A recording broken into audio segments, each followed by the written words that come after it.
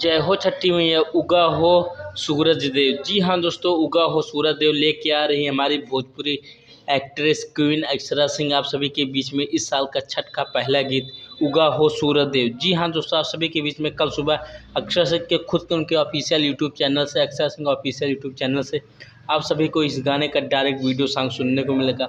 हालांकि ये गाना जो है कवर अप सॉन्ग है, इसका पहले भी गाना आ चुका है। तो दोस्तों कल सुबह लेके आ रही हैं अक्षरा सिंह अपने आवाज़ में बहुत ही प्यारा गाना सुबह 6 बजे। जी हाँ दोस्तों, 28 तारीख कल, यानी कल के ही डेट पे सुबह 6 बजे अक्षरा सिंह के ऑफिशियल यूट्यूब चैनल से ये गाना रिलीज होने जा रहा है, उगा हो सूरज देव का फुल वीडियो सॉन्ग। तो दोस्तों जितने भी अक्षरा सिंह के फैन आप सभी लोग इस गाने को सुबह उठ कर अपना सुने और प्यार और आशीर्वाद देकर सुपर डुपर हिट बनाए। जी हाँ दोस्तों, जाते जाते हमारे पसंदीदा चैनल भोजपुरी म्यूजिक चैनल को सब्सक्राइब कर लीजिएगा, क्योंकि भोजपुरी स्टार से जुड़ी हर छोटी छोटी अपडेट आप सभी को सबसे पहले मैं देता रहता हूँ। तो देर किस बात की, फटाफट सब्सक्राइब करिए भोजपुरी म्यूजिक चैनल।